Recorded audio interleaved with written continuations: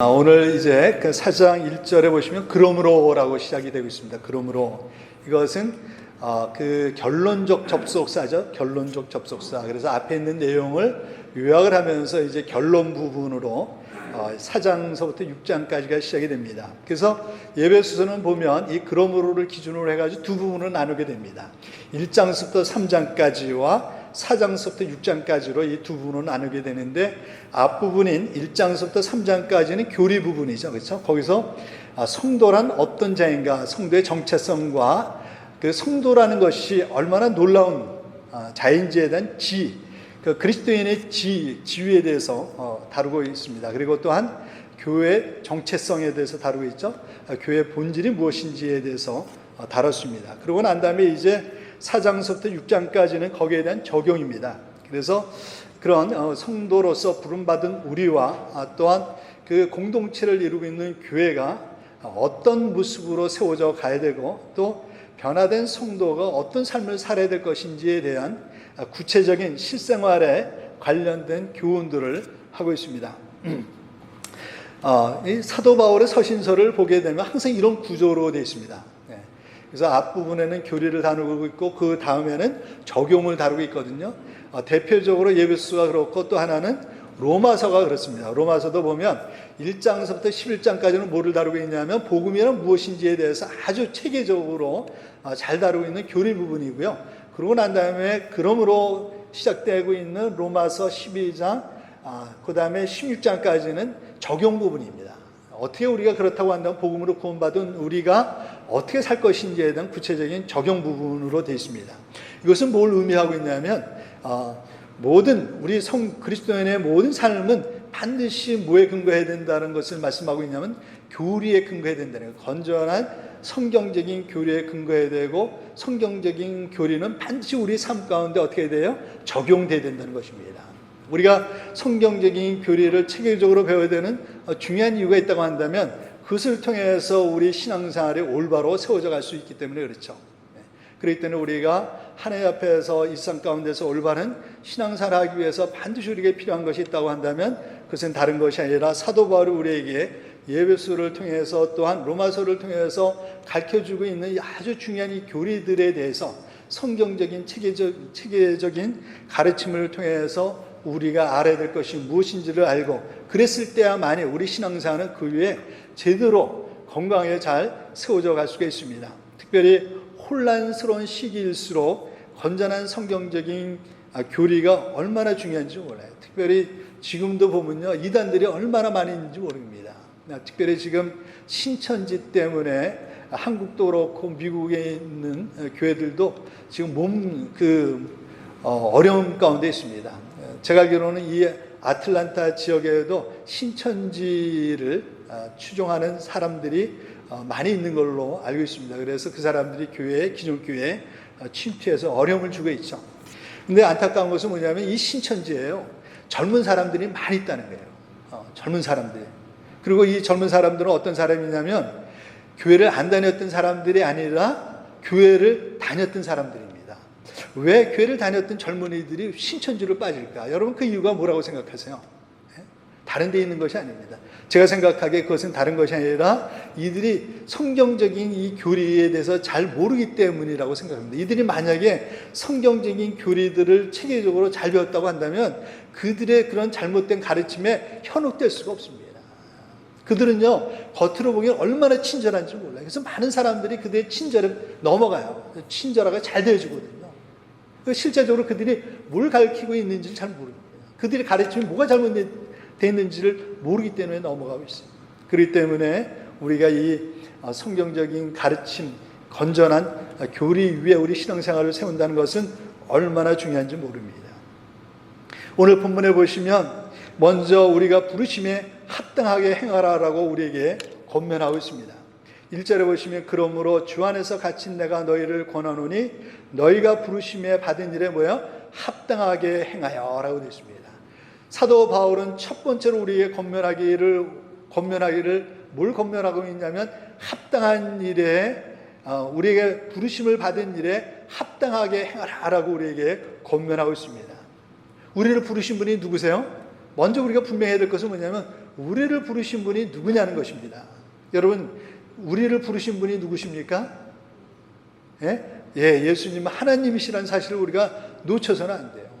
우리가 많은 경우는 너무나도 당연히 이 사실을 놓치면서 생활할 때가 얼마나 많은지 몰라요. 여러분을 교회로 초청하신 분이 누구세요? 부르신 분이 누구세요? 하나님이세요. 제가 여러분을 부르신 게 아니에요, 여러분. 그죠? 제가 여러분을 부르신 게 아니에요. 여러분 친구 때문에 나오신 분들도 있지만 궁극적으로 교회로 여러분을 부르신 분은 하나님이라는 사실을 여러분 명심해요. 여기서 보시면 너희가 부르심을 받은 일에 합당하게 행하여 라고 되어 있어요. 여러분이 늘 기억하셔야 돼요. 여러분을 지금 이 예배 자리 가운데로 부르신 분이 누구세요? 하나님이라는 사실을 여러분 꼭 기억하세요. 여러분이 교회에 나온 이유와 교회에 나와서 예배를 드리는 대상은 누구시냐면 하나님이십니다. 하나님이 여러분을 교회로 부르셨고 예배 가운데 여러분을 부르셨어요. 그렇기 때문에 여러분이 예배를 드리실 때 늘 우리의 초점은 어디 있어야 돼요? 하나님께 있으셔야 돼요. 하나님께요. 하나님께 있으셔야 돼요. 우리를 교회로 구원으로 부르신 분도 하나님이시오, 교회로 부르신 분도 하나님이시오, 우리를 예배 자리 가운데로 부르신 분도 하나님이라는 사실을 우리는 놓쳐서는 안 됩니다. 부르심에는요, 성경에 보면 두 가지가 있습니다. 두 가지. 무슨 부르심이 있어요? 영어로 보면 콜링이거든요. 부르심에, 성경에 보면 부르심에는 두 가지가 있습니다. 첫 번째는 구원으로의 부르심이 있어요. 구원으로의 부르심. 하나님께서 우리를 부르신 목적은 첫 번째는 우리를 구원으로 부르셨어요. 우리를 구원케 하시기 위해서 우리를 부르셨습니다. 그 다음에 두 번째 부르심이 있어요. 그것은 사역으로의 부르심이에요. 사역으로의 부르심. 우리는 많은 경우에 우리를 구원으로 부르신 것만 생각을 하는데 성경을 보면 하나님께서 우리를 구원으로 부르셨을 뿐만 아니라 뭐로 부르셨다고요? 사역으로 부르셨다는 사실 여러분이 잊어서는 안 돼요. 그것을 우리가 뭐라고 그러냐면 소명이라고 합니다. 소명. 근데 많은 사람들은 생각할 때 이 소명, 부르심을 목회자에게 한정해서 생각하는 경우가 많이 있어요. 그래서 소명 그러면 목회자에게만 하나님께서 소명을 주셨다고 생각하고 우리는 성도님들은 자기들은 이 사역으로 부르셨다는 사실을 놓치고 있는 경우가 많이 있습니다. 실제적으로요, 얼마 전에 지난주죠? 한 교회에서 이제 안수 집사님을 세우는데 그 협의회 연락이 오거든요. 협의회에서 이제 안수 집사님을 이제 점검을 하고 안수식을 하게 되는데 우리의 협의회 내규에 보면 어떻게 되어 있냐면 안수 집사를 받는 분도 반드시 뭐를 내야 되냐면 소명 간증서를 제출하기로 되어 있습니다. 근데 그 교회에서 그 안수 집사를 받으려고 하시는 교회에서 목사님이 이 내규가 잘못됐다는 거예요. 이 내규 수정을 해야 된다는 거예요. 왜 그러냐 그랬더니 아니 무슨 안수 집사가 소명이 있냐는 거예요. 네? 여러분 어떻게 생각하세요? 이거는 그냥 헌신 서약서로 바꿔야 된다는 거예요. 여러분 맞습니까? 틀립니까? 왜 이런 문제가 생겼냐면 그건 잘못된 거예요. 왜냐하면 많은 경우에 많은 성도님들은 이 소명이라는 것을 목회자만 하나님께서 부르셨다는 거 생각하고 있는데 사실은 성경을 보면 절대로 그렇지 않습니다. 모든 사람은 두 가지 소명을 받게 돼요. 모든 그리스도인들은 두 가지 소명을 받게 됩니다. 하나는 구원으로의 부르심과 또 하나는 사역으로 부르심이 있어요. 구원으로 부르심과 동시에 이 사역으로 부르심은 동시에 일어난 사건이에요. 그래서 내가 그리스도인이 되는 순간 나는 뭐로 부르심을 받게 되냐면 사역으로 부르심을 받게 됩니다. 저는 목회자로 부르심을 받은 사람이고요. 여러분들은 집사로 또 권사로 여러 가지 모양으로 또 찬양되는 찬양대로 여러 가지 사역으로 부르심을 받았어요. 그것이 우리가 이야기하고 있는 만인제사장 원리. 만인제사장 원리에 의하면 모든 그리스도인들은 두 가지 소명을 받게 됩니다. 구원으로의 부르심과 사역으로의 부르심이 있어요. 목회자만 부르심을 받은 게 아니에요. 사역으로 부르심을 받은 게 아니에요. 모든 그리스도인들은 이 사역으로 부르심을 받았다는 사실을 여러분 놓쳐서는 안 돼요. 이건 계급이 아닙니다. 봉사예요. 사역으로 부르심을 받은 거예요. 여러분에게 그런 의식이 있으셔야 돼요. 단지 저는 목회자로 부르심을 받은 거고 여러분은 교회 안에서 여러 하는 달란트에 따라서 하나님께서 사역을 맡겨주셨어요.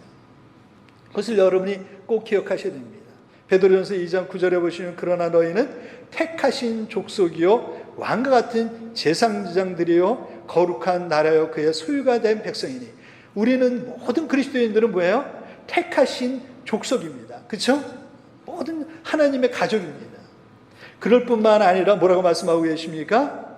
너희는 왕 같은 제사장들이야. 제사장은 목회자만 제사장이 아니에요. 여러분들도 뭐예요? 제사장이에요. 제사장. 네. 여러분도 제사장이에요. 그래서 여러분이 잊어서는 안 돼요. 그리고 이 사역으로 부르심은요, 교회 안에만 한정되어 있지 않다는 사실이에요.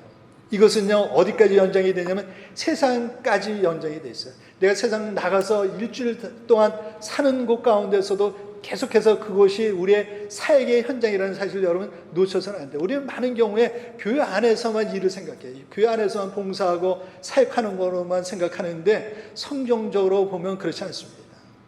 성경적으로 보면 사역의 장은 단지 교회 안에서 머무르는 것이 아니라 사실 더 중요한 사역의 장이 있다고 한다면 세상이라고 얘기할 수가 있어요. 너희는 세상의 빛이요 세상의 소금이라고 했었을 때 우리의 궁극적인 사역의 초점은 교회가 아니에요, 여러분. 내가 세상에 나가서 일하는 직장 또한 비즈니스 그 모든 것도 뭐예요? 우리의 사역의 장이에요. 누가 맡기신? 하나님께서 맡기신 거예요. 하나님께서 맡기신 거예요. 여러분 결코 교회 일만 중요하고 세상 일은 그냥 아무렇게나 하셔서 안 돼요. 교회 일이 중요한 것처럼 세상 일도 얼마나 중요한지 몰라요. 왜냐하면 그것조차도 하나님께서 우리가 맡겨주신 사역의 장이기 때문에 그렇습니다. 그것을 여러분이 놓쳐서는 안 돼요. 교회 일은 하나님의 일이기 때문에 열심히 하고 세상에 나가서 이게 하나님의 일이 아니기 때문에 그냥 해서는 안 됩니다. 세상 일도 하나님께서 여러분께 맡겨주신 사역의 장이라는 사실을 여러분 놓쳐서는 안 돼요. 성경적으로 보면 일터는요, 우리가 하는 비즈니스는 단지 먹고 살기 위한 방편이 아니에요. 물론 우리가 일하는 것, 비즈니스 하는 것, 1차적으로 우리가 생활하는 일용할 양식을 위해서 정말로 중요해요. 그러나 성경적으로 보면 단지 우리 일터와 비즈니스는 먹고 살기 위한 방편이 아니라는 사실을 여러분 꼭 기억하세요. 우리의 사역의 장이에요. 하나님께서 나에게 맡겨주신 사역의 장입니다.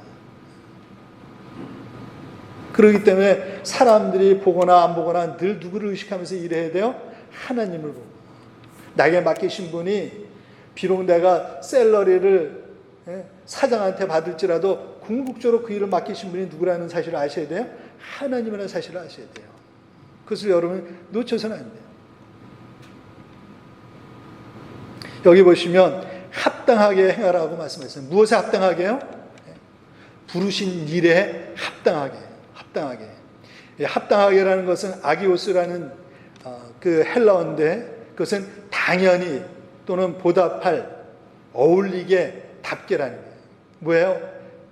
어떻게 하라는 게 하나님께서 우리를 부르신 것에 답게, 어울리게 생활하라는 거예요. 하나님은 우리를 어떻게 부르셨습니까? 우리를 구원하셔서 하나님의 자녀로 우리를 불러주셨어요. 하나님의 백성으로 우리를 세우셨어요. 여기에 부르심에 합당하게 행하라는 건 뭐예요? 거기에 합당하게 생활하는 거예요. 내가 하나님께서 우리를 구원하셔서 하나님의 자녀로 부르셨다고 한다면 하나님의 자녀답게 행하라는 것입니다. 하나님의 백성답게 행하라는 것입니다. 하나님께서 우리를 하나님의 자녀로 하나님의 백성으로 부르셨는데 세우셨는데 삼으셨는데 행동하는 것은 거기에 맞지 않다고 한다면 그것은 합당한 것이 아니에요.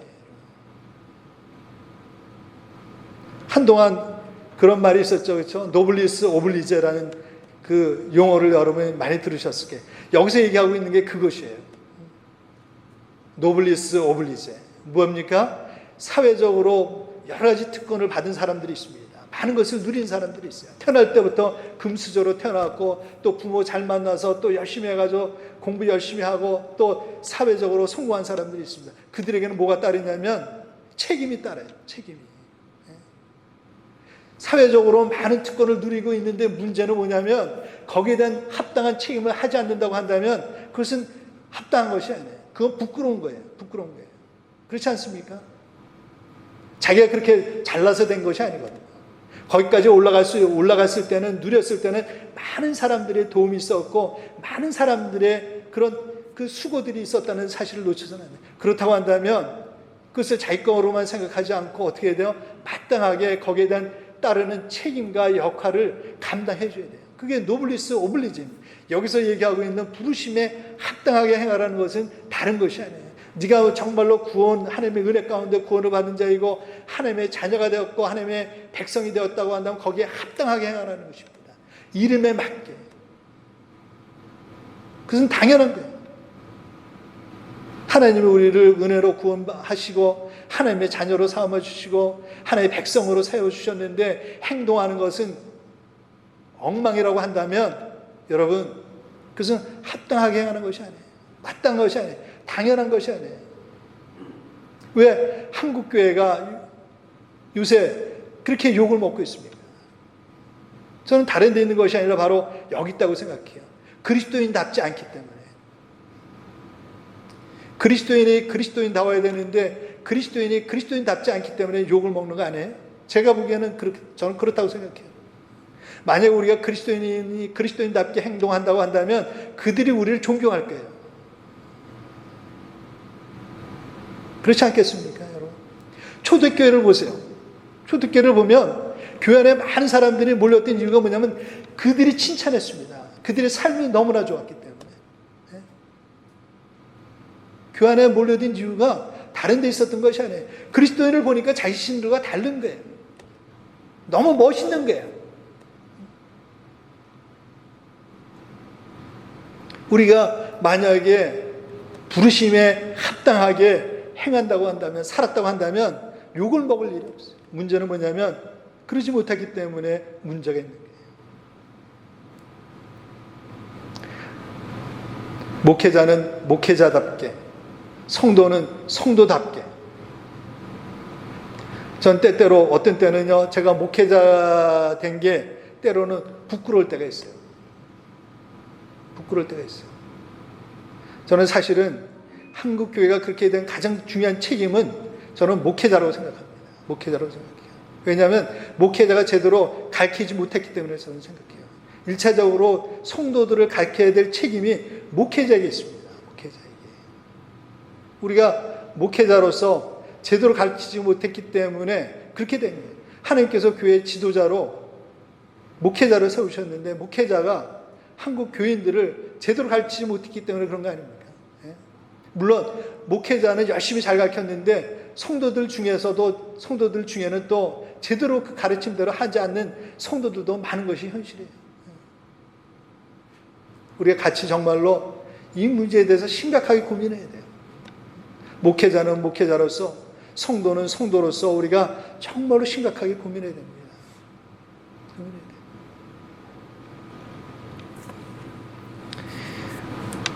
목회자 중에는 소명도 없이 신학교에 온 사람들이 많이 있어요.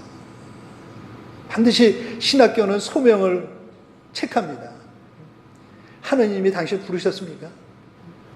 근데요, 보면요, 소명 없이 신학교에 들어온 학생들이 많이 있고요. 신학교도요, 소명이 없는 걸 알면서도 받아주는 신학교들이 많이 있어요.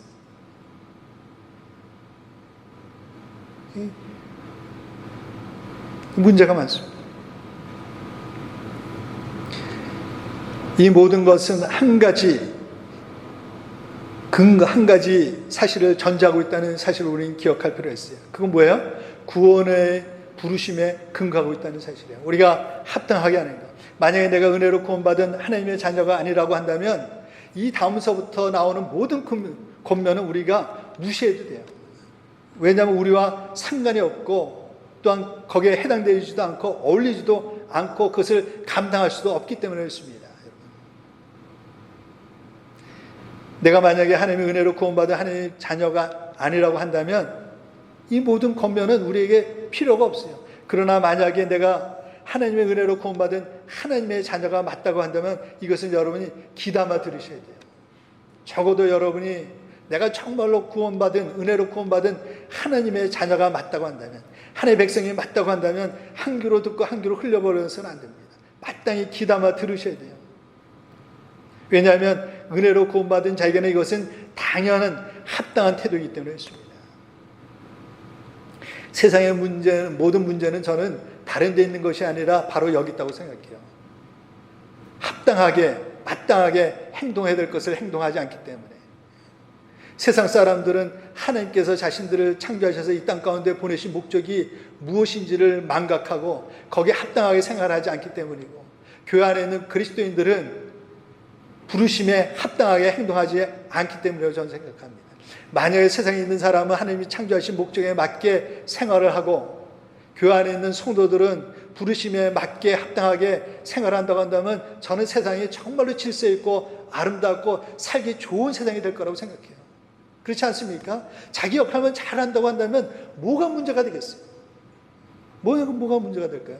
세상이 얼마나 잘 돌아가겠어요? 대통령은 대통령답게, 국회의원은 국회의원답게, 장관들은 장관답게, 국민들은 국민답게. 그럼 세상이 얼마나 잘 돌아가겠어요? 교회 안에서는 목회자는 목회자답게, 집사는 집사답게, 그렇죠? 그럼 뭐가 문제가 있겠어요? 답지 못하기 때문에 모든 문제가 일어나고 있어요. 그렇기 때문에 우리는 늘 생각해야 돼. 나는 부르심에 합당하게 생활하고 있는가? 나는 부르심에 합당하게 생활하고 있는가?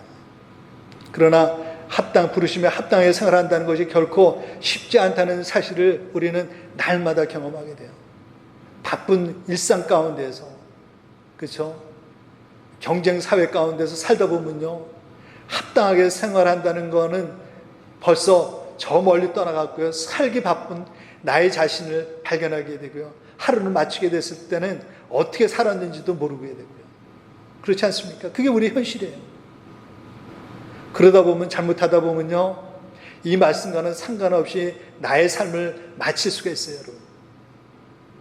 그렇기 때문에 어떻게 해야 돼요? 깨어있으셔야 돼요. 그럴 때일수록 깨어있으셔야 돼요. 여러분이 정말로 깨어있지 않으면 나도 모르는 사이에 하루하루는 지나가게 되고요, 한 달이 지나가고 한 해가 지나가고요, 한 해를 돌아보면요, 한 것이 없고 후회스러운 것밖에 없고 부끄러운 것밖에 남지 않아요. 합당하게 행하지 못함으로 깨어있어도 쉽지 않아요, 여러분. 깨어있어도 쉽지 않아요. 주님께서 그래서 제자들에게 그렇게 말씀하셨습니다. 마태복음 26장 41절에 보시면, 시험에 들지 않게 깨어 기도하라. 마음에는 원인오되 뭐에? 육신이 약하도다. 여러분들도 깨어서 합당하게 생활하기를 원하실 거예요. 그렇죠? 마음에는 원해요. 근데요, 살다 보면 얼마나 힘든지 몰라요. 나를 둘러싸고 있는 삶의 현장이 만만치가 않아요, 여러분. 만만치가 않습니다. 그렇기 때문에 그럴 때일수록 정말로 깨어서 기도하지 않으면요, 나도 모르는 사이에 그냥 세상과 더불어 흘러가게 되죠. 2절에 보시면 우리 그리스도인이 마땅히 갖춰야 될 덕목 3가지를 말씀하고 있어요. 그것은 뭡니까? 2절에 보시면 모든 겸손과 온유로 하고 오래 참음으로 사랑 가운데서 서로 용납하고. 하나님의 자녀된 모든 그리스도인들이 마땅히 갖춰야 될 3가지 덕목이 있다. 그게 뭐라고요? 겸손과 온유와 용납이에요. 관용이에요. 관용. 겸손이라는 것은 자기를 낮추고 다른 사람을 높이는 것입니다. 존중해 주는 거예요. 그래서 겸손인 것은 나를 낮추고 남을 존중해 주는 마음의 자세인 거예요. 우리 그리스도인에게 마땅히 있어야 될 덕목이 있다고 한다면 그것은 다른 것이 아니라 뭐라고요? 겸손이라고 말씀하고 있어요. 나를 낮추고 다른 사람을 어떻게 해요? 존중해 주는 것. 성경은 겸손을 모든 그리스도인들에게 있어서 가장 중요한 덕목으로 가르치고 있습니다. 강조하고 있어요. 빌립보서 2장 3절에 보시면 아무 일에든지 다툼이나 허용으로 하지 말고 오직 겸손한 마음으로 각각 자기보다 남을 낮게 여기고. 여기서 낮게라는 받침을 여러분 조심하셔야 돼요. 지읒 받침이 아니라 시옷 받침이에요. 이것을 지읒으로 읽느냐 시옷으로 읽느냐는 완전히 반대되는 거예요.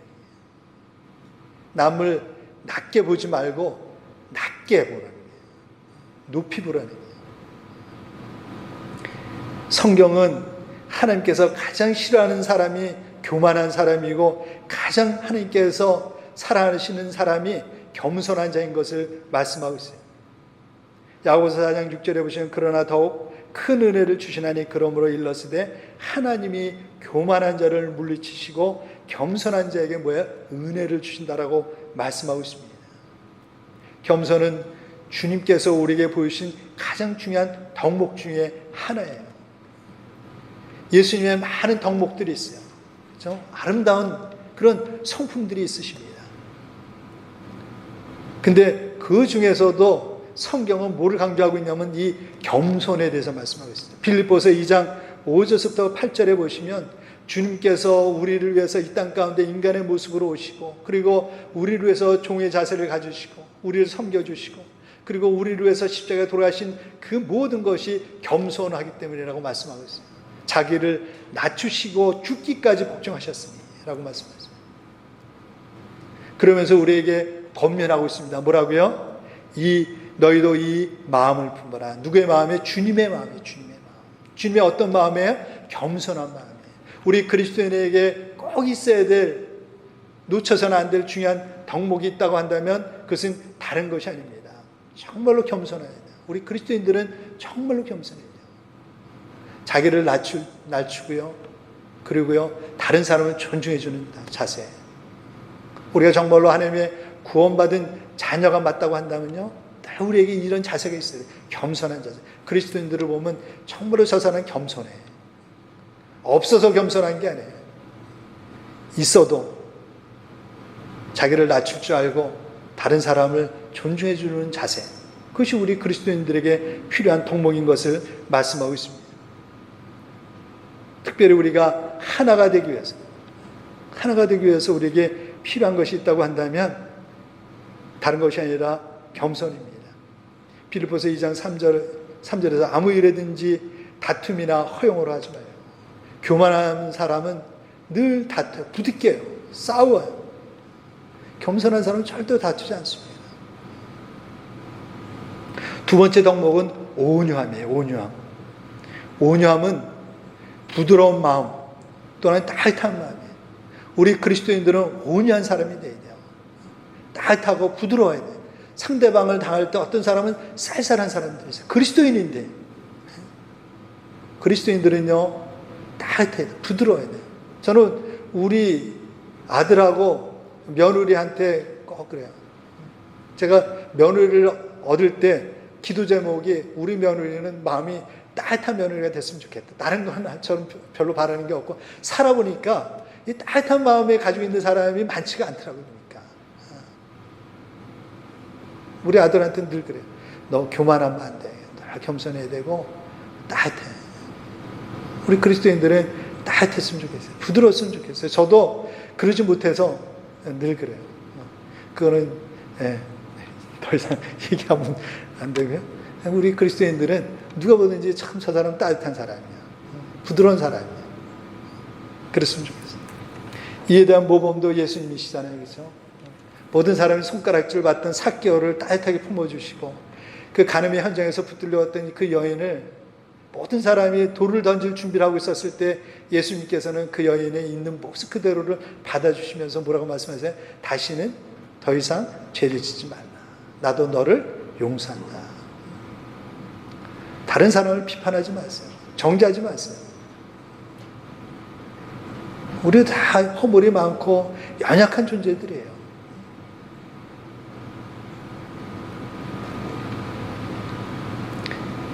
사도 바울은 원래 성격이 과격한 사람이었어요. 그런데 그가 그렇게 사역을 잘 감당할 수 있었던 것은 뭐냐면 다른 데 있었던 것이 아니라 주님의 온유함 때문에, 주님의 온유함을 배웠어요. 고린도후서 10장 1절에 보시면 그렇게 얘기를 하고 있습니다. 너희를 대면하면 유순하고 떠나 있으면 너희에 대하여 담대한 나 바울은 이제 그리스도의 온유와 관용으로 친히 너희를 권하고. 여러분, 고린도 교회가 얼마나 문제가 많았었습니까?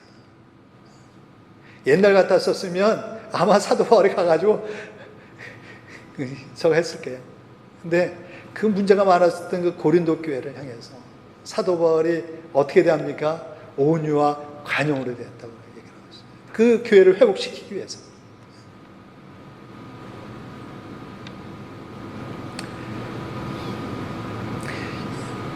그러므로 우리 모든 성도님들은 주님을 본받고 사도 바울을 본받아서 구원받은 그리스도인으로 어떻게 해요? 겸손하고 온유한 그리스도인이 되어야 돼요. 우리에게 필요한 두 번째 덕목 온유함이라고 말씀하세요. 또 세 번째는 관용을 말씀하시죠. 관용. 오래 참음으로 사랑 가운데서 서로 용납한다는 것은 참는다는 거예요. 나와 다른 사람, 생각이 다르고 여러 가지 다른 사람들이 있어요. 교회 안에 보면 얼마나 사람들이 다양한지 몰라요. 전혀 생각하지도 못했던 분들이 교회 안에 있어요. 여러분 교회 생활할 때 때때로 힘든 이유가 뭡니까? 별난 사람들 때문에 그러지 않아요?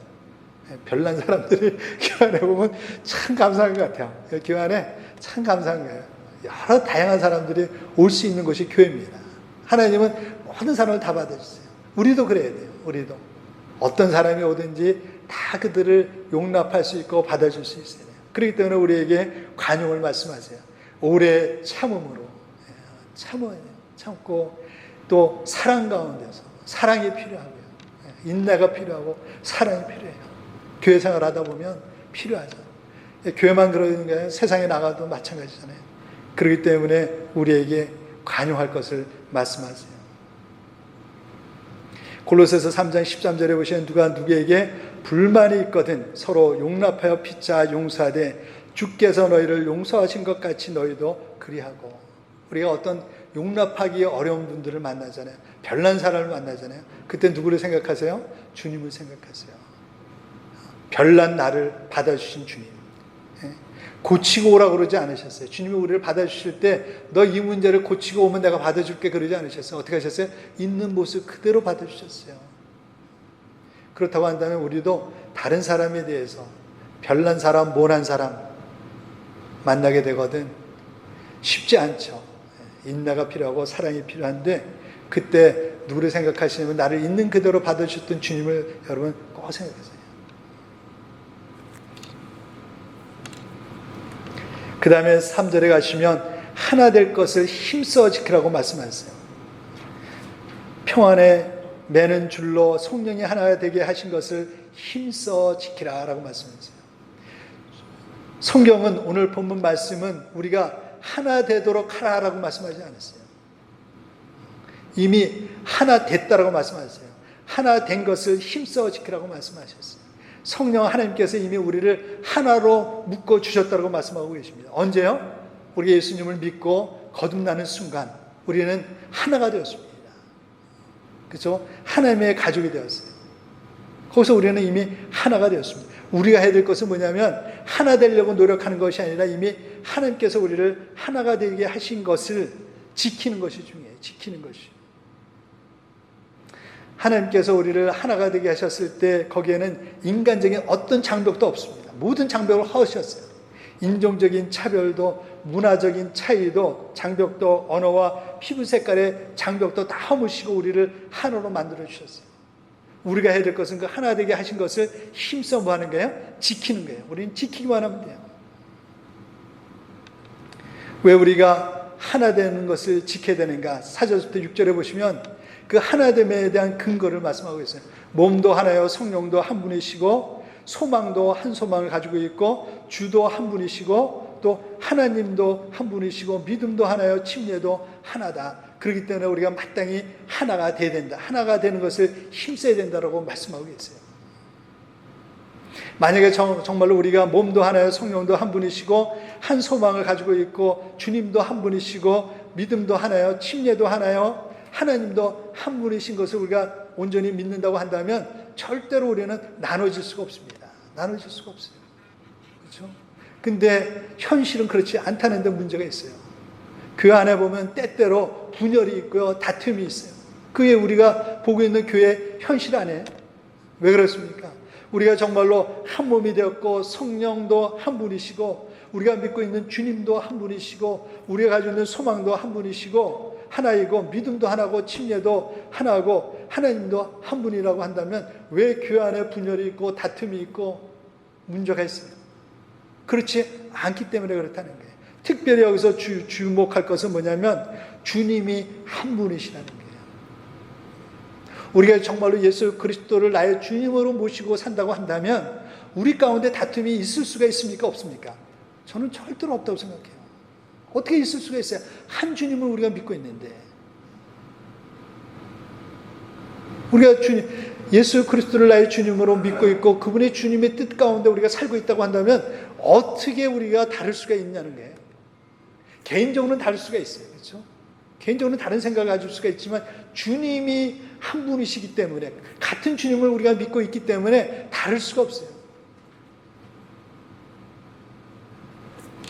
저는 교회 안에 그런 다툼이 있고 또한 분열이 있는 이유가 있다고 한다면 이 문제에서 우리가 걸리기 때문이라고 저는 생각해요. 우리가 입술로는 주님이라고 고백하고 예수 그리스도를 믿는다고 하지만 실제적으로 예수님이 있어야 될 그 자리에 예수님이 계신 것이 아니라 다른 것이 그 자리를 차지하고 있기 때문에 생각해요. 우리가 예수님을 주님으로 섬기는 것이 아니라 믿는 것이 아니라 오히려 그 자리에 내가 있든지 아니면 거기에 다른 사람이 있든지 다른 것이 있기 때문이라고 저는 생각합니다. 그러지 않아요?